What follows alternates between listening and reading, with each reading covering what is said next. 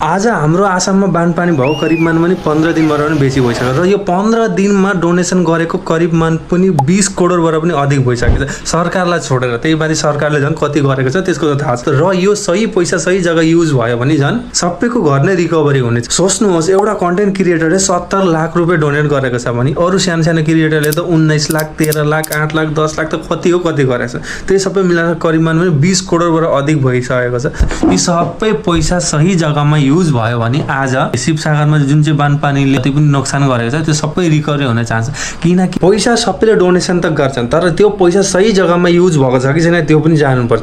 किनकि अझै पनि शिवसागरमा यस्तो यस्तो जग्गा पनि छ कि त्यहाँसम्म अझै कुनै पनि फेसिलिटी पुगेको छैन। यो गाउँमा चाहिँ अहिलेसम्म कुनै सुविधा आएको छैन। जग्गाको नाम के भन्नु सिंगल बस्ती। डोनेसन त सबैले गरिरहेछन् तर त्यो जग्गामा सही जग्गामा पैसा अझैसम्म पुगेको छैन। र यो जत्रो एमाउन्ट उठेको छ अहिलेसम्म त्यो सबै जग्गामा युज भयो भने पक्कै पनि यो शिवसागर पुरै फेरि जस्तोको त्यस्तो हुनेछ। भलै प्रपर्टी नहोला, मान्छेको डकुमेन्ट्सहरू त कति के भयो त्यो त थाहा छैन तर जति पनि उयो हुनेछ जस्तो कि घरदुवार सुत्नु बस्नु खानुको लागि त्यो सबको लागि चाहिँ रिकभरी हुने बहुत नै धेरै चान्स छ। जति एमाउन्ट उठेको छ अझैसम्म त्यो हिसाबले।